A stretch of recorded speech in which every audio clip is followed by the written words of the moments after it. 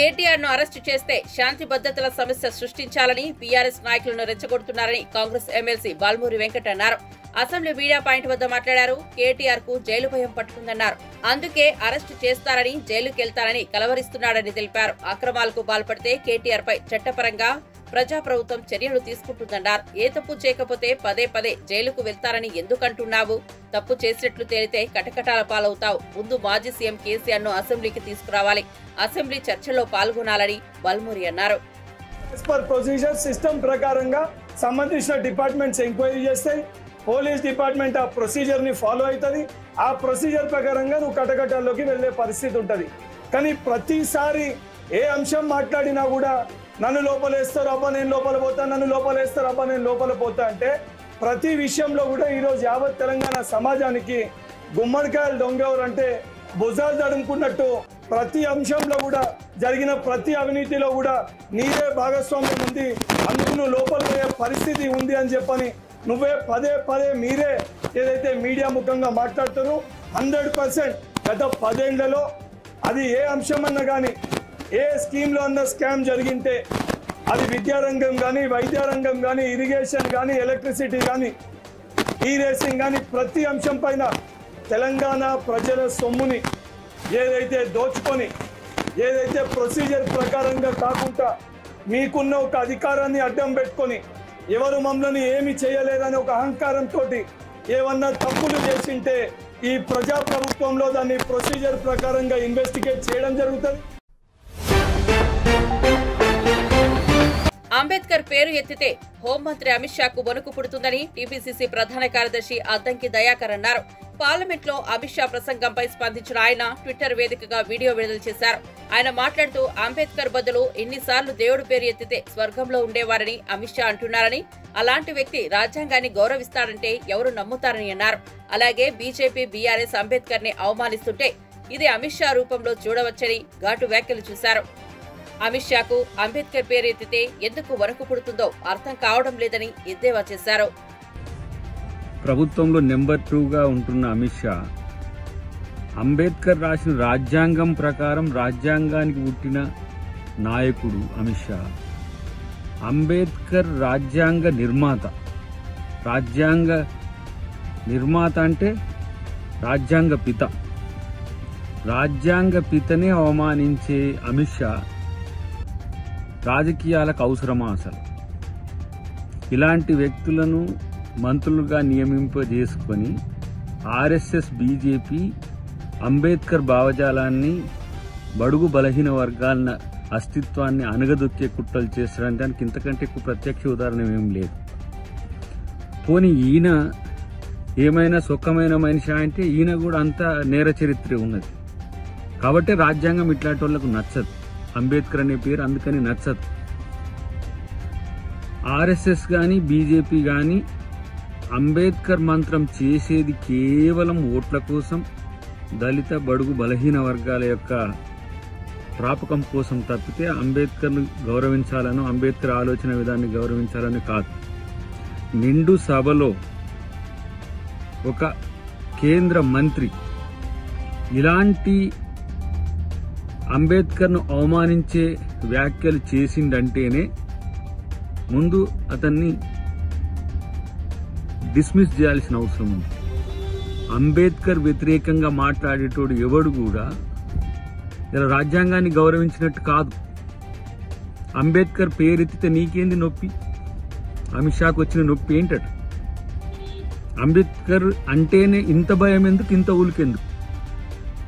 పోనీ భగవాన్ అంటే ఏ భగవాన్ అని చెప్పిండా? కనీసం కృష్ణుడా, రాముడా, లేకపోతే శివుడా, లేకపోతే ఎవరు? ఆ పేరు కూడా ఎత్తే పరిస్థితి ఉండదు వీళ్ళ. కాబట్టి ఇలా అంబేద్కర్ను వ్యతిరేకంగా చూసే పార్టీలకు ఈ దేశంలో పుట్టగతులు ఉండవు. ఇలా బాబాసాహెబ్ అంబేద్కర్తో కాంగ్రెస్ పార్టీ రాజ్యాంగం రాయించడమే కాదు, ఆ స్థాయి గౌరవం ఇచ్చింది. ఇలా బీజేపీ నాయకులు ఆత్మపరిశీలన చేసుకోండి. ఎవరైతే బడుగు బలహీన వర్గాల వాళ్ళు ఉన్నారో బీజేపీ ఆర్ఎస్ఎస్ విధానం, అమిత్ షా విధానం. హైదరాబాద్ ఆర్టీసీ క్రాస్ రోడ్లోని సంధ్యా థియేటర్ ఘటనలో తీవ్రంగా గాయపడిన శ్రీతేజ్ ను సినీ నటుడు అల్లు అర్జున్ తండ్రి నిర్మాత అల్లు అరవింద్ పరామర్శించారు. సికింద్రాబాద్ లోని కిమ్స్ ఆసుపత్రిలో చికిత్స పొందుతున్న శ్రీతేజ్ ను పరామర్శించి కుటుంబ సభ్యులతో మాట్లాడారు. శ్రీతేజ్ ఆరోగ్య పరిస్థితిపై వైద్యులను అడిగి తెలుసుకున్నారు. ఆర్టీసీ క్రాస్ రోడ్లోని సంధ్యా థియేటర్ వద్ద జరిగిన తొక్కిసలాటలో గాయపడిన శ్రీతేజ్ 2 వారాలుగా కిమ్స్ ఆసుపత్రిలోనే చికిత్స పొందుతున్నాడు.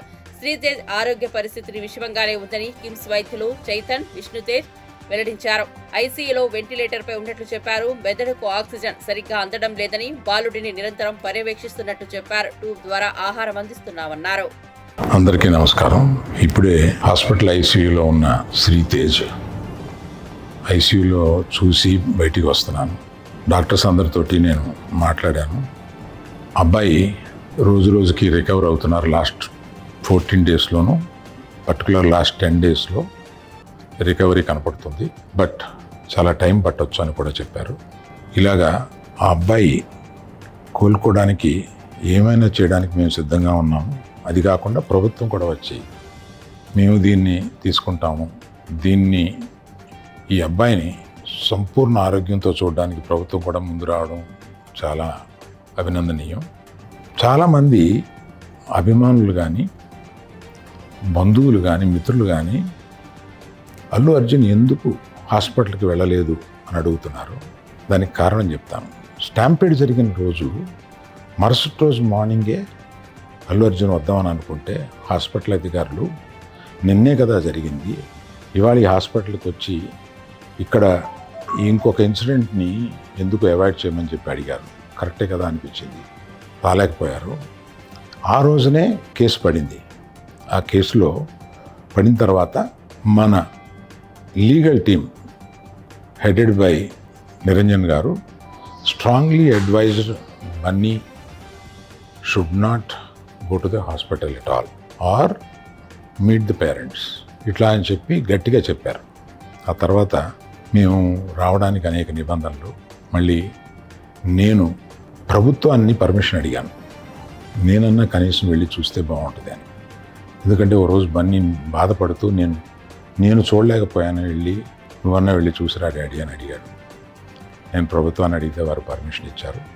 ఈ పర్మిషన్ నాకు ఇచ్చిన చీఫ్ మినిస్టర్ గౌరవనీయులు రేవంత్ రెడ్డి గారికి, పోలీస్ శాఖకి, మన హాస్పిటల్ అధికారులు సిఇఓ గారు అభిమన్యు, మెడికల్ డైరెక్టర్ సంబిత్ గారు, వీరందరికీ, హాస్పిటల్ వర్గానికి అందరికీ నా కృతజ్ఞతలు తెలియజేస్తున్నాను. హైదరాబాద్ మాసప్ ట్యాంక్ వద్ద గల టీఎఫ్డీసీ కాంప్లెక్స్ లోని కార్యాలయంలో నూతన చైర్మన్ గా బాధ్యతలు స్వీకరించారు. బాధ్యతలు స్వీకరించిన నాటి నుంచి 2 ఏళ్ల పాటు ఆయన ఈ పదవిలో కొనసాగనున్నారు. డిసెంబర్ 18న దిల్ రాజు తన పుట్టినరోజు సందర్భంగా ఈ పదవి బాధ్యతలు చేపట్టడం విశేషం. ఈ కార్యక్రమానికి సినిమాటోగ్రఫీ మంత్రి కోమటిరెడ్డి వెంకటరెడ్డి సహా పలువురు అధికార పార్టీ ప్రజాప్రతినిధులు, సినీ ఇండస్ట్రీ ప్రముఖులు హాజరై దిల్ రాజుకు శుభాకాంక్షలు తెలిపారు. దిల్ రాజు సారథ్యంలో తెలుగు సినిమా పరిశ్రమ అభివృద్ధి మరింత వేగవంతం కావాలని, ప్రపంచ స్థాయిలో మరిన్ని విజయాలు సాధించాలని ఆకాంక్షించారు. గవర్నమెంట్కి మధ్యలో డెవలప్ చేయాల్సిన అవసరం ఎంతైనా ఉంది. ఎందుకంటే ఒకప్పుడు ఎఫ్డీసీ అంటే సినిమా ఇండస్ట్రీకి అన్ని రకాలుగా సినిమా ఇండస్ట్రీలో ఇన్వాల్వ్ అయి ఉండేది. సో మళ్ళీ ఆ పూర్వ వైభవం ఎఫ్డీసీకి తీసుకురావాలనేది సీఎం రేవంత్ రెడ్డి గారి ఆలోచన. సో దాని గురించి నన్ను ఎఫ్డీసీ చైర్మన్గా నియమిస్తున్నానని చెప్పారు. సో 100% సీఎం రేవంత్ రెడ్డి గారి విజన్కి ఈ ఫిలిం ఇండస్ట్రీని గవర్నమెంట్ మధ్యలో తెలంగాణలో ఫిలిం ఇండస్ట్రీని ఇంకా గ్రోత్ చేయాలి. అలాగే తెలంగాణ ఇంతకుముందు తెలంగాణ తెలుగు సినిమాలకి, అలాగే ఇప్పుడు స్టేట్స్ సపరేట్ అయిన తర్వాత తెలంగాణలో తీసే సినిమాలకి ఎంకరేజ్ చేస్తూ ఈ సంస్కృతి, తెలంగాణ సంస్కృతిలో సినిమాలు వచ్చేలాగా ప్రయత్నం చేస్తూ తెలంగాణలో ఫిలిం ఇండస్ట్రీని గ్రో చేయాలి. అలాగే తెలుగు ఫిలిం ఇండస్ట్రీ ఇప్పుడు హైదరాబాద్లో, మద్రాసు నుంచి హైదరాబాద్ వచ్చినప్పటి నుంచి ఎంతో తెలుగు ఫిలిం ఇండస్ట్రీ గ్రో అయింది. ఆ గ్రోత్ ఇంకా పెరిగేలాగా ఇండియన్ ఫిలిం ఇండస్ట్రీని కూడా హైదరాబాద్లో ఎన్నో షూటింగ్లు జరుగుతున్నాయి ఆల్ లాంగ్వేజెస్లో. అది ఇంకా గ్రోత్ అయ్యేలాగా ఈ ఫిలిం ఇండస్ట్రీకి హైదరాబాద్ బేస్డ్గా ఇండియన్ ఫిలిమ్స్ గ్రో అయ్యేలాగా చేయాలి. ఇలాంటి ఎన్నో ఆలోచనలతో సీఎం రేవంత్ రెడ్డి గారు ఈ ఎఫ్డీసీ చైర్మన్గా నన్ను నియమించారు. సో ఫిలిం ఇండస్ట్రీలో ఇటు Telugu film chamber of commerce కానీ, అలాగే Telangana film chamber of commerce కానీ ఫిలిం ఇండస్ట్రీకి కావాల్సినవి గవర్నమెంట్ నుంచి ఏమేమి పనులు చేయాలి, ఏమేమి చేయాలని ఎఫ్డీసీ వారధిగా ఉంటూ అటు ఫిలిం ఇండస్ట్రీకి, ఇటు గవర్నమెంట్కి, ఇటు ఫిలిం ఇండస్ట్రీ అంటే ఇక్కడ తెలంగాణలో ఉన్న ఎగ్జిబిటర్స్ వాళ్ళకి ఎన్నో సమస్యలు ఉన్నాయని చెప్తున్నారు. సో గవర్నమెంట్తో మాట్లాడేవి సాల్వ్ చేయాలి. అలాగే ప్రొడ్యూసర్స్ ఎప్పుడు హైదరాబాద్లో షూటింగ్ జరుగుతున్నప్పుడు మాకు సింగిల్ విండో షూటింగ్లు జరిగేలాగా ఇమ్మీడియట్లీ పర్మిషన్స్ వచ్చేలాగా ఎప్పుడు మాకు ఛాంబర్లో డిస్కషన్ జరుగుతాయి. ఈ ఆల్రెడీ వాళ్ళు అడిగిన ఈ పాయింట్స్ అన్నీ ఇమ్మీడియట్గా గవర్నమెంట్ దృష్టికి తీసుకెళ్ళి అన్నిటినీ స్మూత్ చేసి అందరికీ ఈ ఎఫ్డీసీ అటు ఫిలిం ఇండస్ట్రీకి ఇటు గవర్నమెంట్ మధ్యలో తెలంగాణలో గ్రో చేయడానికి ప్రయత్నం చేస్తాం. Welcome to top headlines. Congress పార్టీపై కేంద్ర మంత్రి కిషన్ రెడ్డి తీవ్ర విమర్శలు చేశారు. వరుస ఎన్నికల్లో ఓడిపోయిన కాంగ్రెస్ పార్టీ నిరాశలో కూరుకుపోయిందని అన్నారు. మహారాష్ట్ర, హర్యానా ఎన్నికల్లో చిత్తుగా ఓడిపోవడం ఆ పార్టీకి మింగుడు పడటం లేదన్నారు. ప్రధాని కావాలంటే రాహుల్ గాంధీ కల నెరవేరడం వల్లే ఏం చేయాలో తెలియక పిచ్చి పట్టినట్టు మా ప్రభుత్వంపై బురద జల్లుతున్నారని విమర్శించారు. అసలు రాహుల్ కు ప్రజా సమస్యలపై అవగాహన లేదని, మిడిమిడి జ్ఞానంతో మాట్లాడుతున్నారని మండిపడ్డారు. రేవంత్ రెడ్డి తీరు గురువింద గింజలా ఉందన్న కిషన్ రెడ్డి, అదానితో మా పార్టీకి ఏదో సంబంధం ఉందన్న ఆయన అదే అదానితో వాణిజ్య ఒప్పందాలు ఎందుకు చేసుకున్నారని ప్రశ్నించారు. ఈరోజు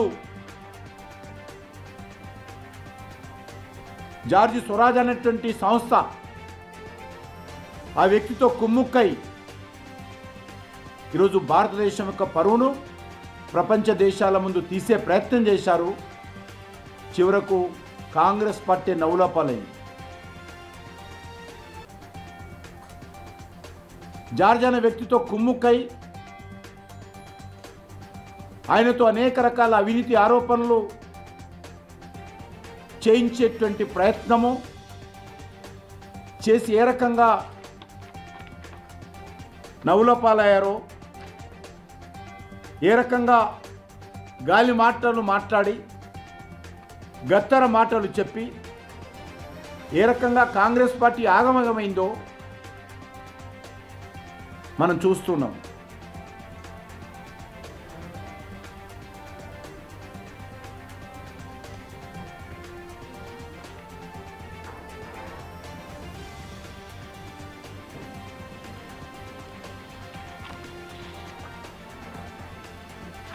దేశం కోసం ఏమైనా చేస్తామనేటువంటి మాట్లాడుతున్నటువంటి రేవంత్ రెడ్డి ఆధారాలు లేనటువంటి ఆరోపణలు చేస్తే ఏ ఒక్క దేశ పౌరుడు కూడా కాంగ్రెస్ పార్టీ చర్యలను సమర్థించడం మనవి చేస్తా ఉన్నాను. నిన్నగాక మొన్న జరిగినటువంటి మహారాష్ట్ర ఎలక్షన్స్, అంతకుముందు జరిగినటువంటి హర్యానా ఎలక్షన్స్, అంతకుముందు జరిగినటువంటి జమ్మూ కాశ్మీర్ ఎలక్షన్స్, 6 నెలల క్రితం జరిగినటువంటి పార్లమెంట్ ఎన్నికలు, వరుసగా అన్ని ఎన్నికల్లో ఒకటి తర్వాత ఒకటి ఓడిపోతూ ప్రజలలో ప్రాబల్యాన్ని కోల్పోయినటువంటి కాంగ్రెస్ పార్టీ ఒక నీచమైనటువంటి దిగజారుడు రాజకీయాలు ఈ దేశంలో చేస్తూ ఉంది. రాహుల్ గాంధీ ప్రధానమంత్రి కాలేకపోయానని గత 3 ఎన్నికల్లో ఆశ పెట్టుకుని ఎన్నికల్లో పోటీ చేసినా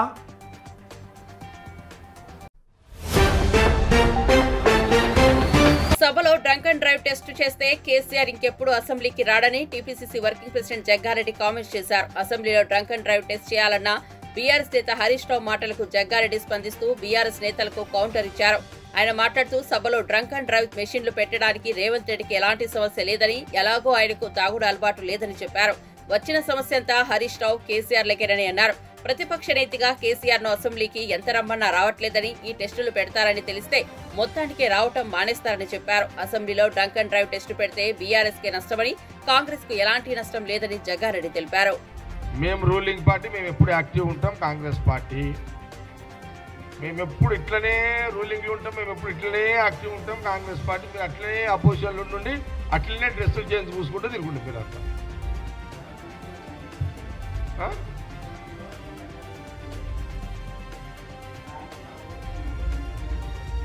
ఇది ఎవరన్నారు?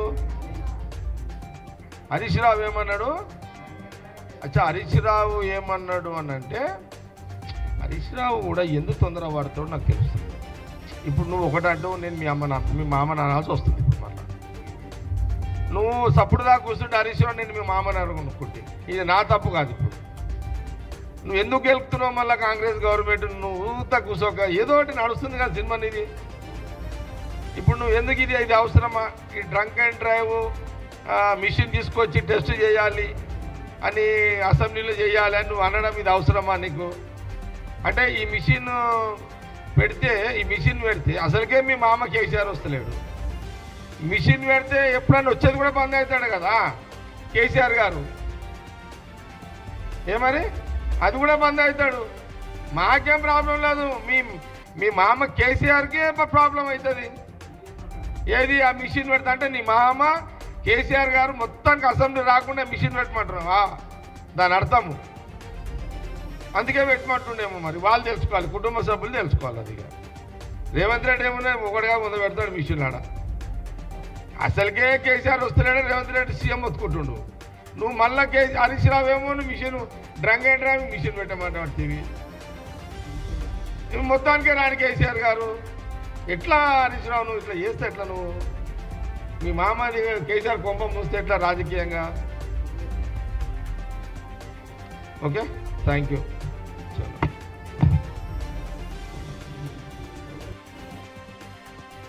ఈ యొక్క మాట రాహుల్ గాంధీ గారి యొక్క మాట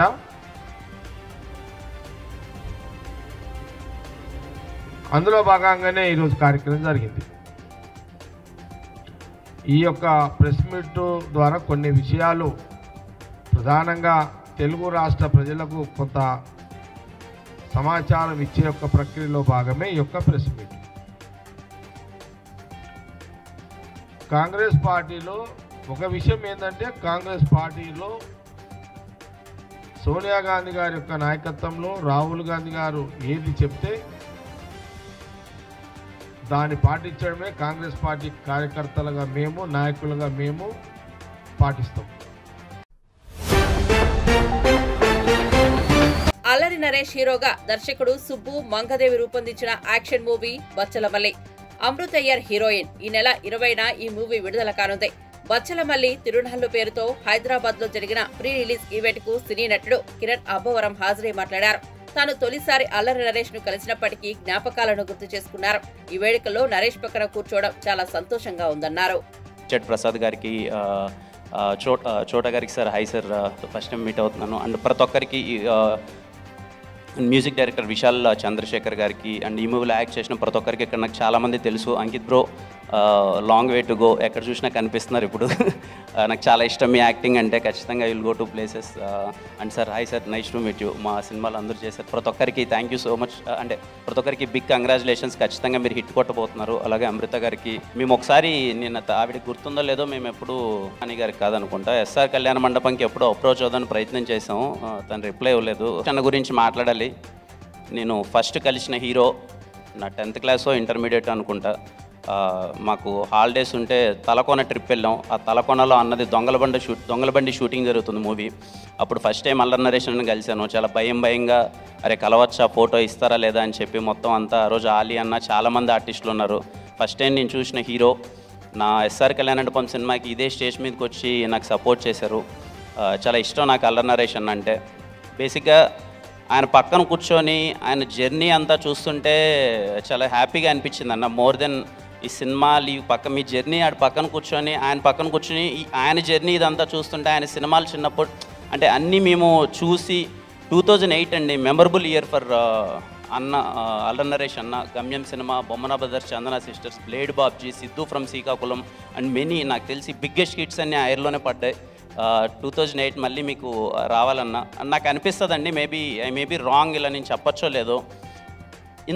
ఇక్కడ కూర్చొని మనం ఏవి చూస్తుంటే ఇన్ని పర్ఫార్మెన్సెస్, అన్ని ఎమోషన్స్, కామెడీ కానీ లేకపోతే ఎమోషనల్ సీన్స్ కానీ యాక్షన్ కానీ, ఇంత బెస్ట్ పర్ఫార్మర్కి ఎక్కడో మనమే ఇంకా ఏది అంటే ఎవరెవరికో ఏదో స్టార్లన్నీ వచ్చేస్తున్నాయి, అన్నకి ఎందుకు ఇంకా స్టార్ ఇవ్వలేదు, అన్నకి కదా ఇవ్వాలి, ఇంత పర్ఫార్మెన్స్ చేశారు, ఇంత వర్స్టైల్ యాక్టింగ్ చేశారు, అల్లరి నరేషన్ హీ డిజర్వ్స్ బెస్ట్ కదా, ఇంకా ఏదో బెస్ట్ స్టార్ ఇవ్వాలి కదా. నేను ఇందాక డైరెక్టర్ గారిని అడుగుతున్నాను, సరే అన్న చూడొచ్చు కదా సార్ అంటే నాకు అనిపిస్తుందండి ఆయన చేసిన పర్ఫార్మెన్స్, ఆయన చేసిన రోల్స్ చాలా గొప్పవి, అది చాలా కష్టం.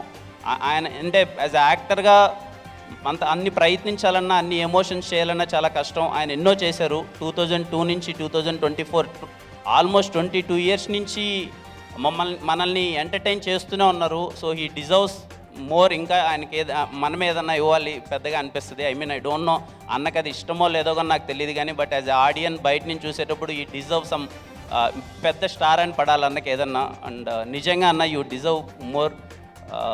ఖచ్చితంగా బచ్చలమల్లి ట్రైలర్ చూసిన తర్వాత నాకు చాలా అంటే చూడగానే చాలా బాగా నచ్చేసింది అన్న. మాస్ యాంగిల్ కానీ తను చేసిన విధానం అన్నీ ఖచ్చితంగా బచ్చలమల్లి సినిమా చాలా పెద్ద హిట్ అవ్వాలి. December 20th ఖచ్చితంగా అల్లరి నరేషన్ డే అవ్వాలి, చాలా మంచి హిట్ అవ్వాలని మనస్ఫూర్తిగా కోరుకుంటున్నాను. Thank you.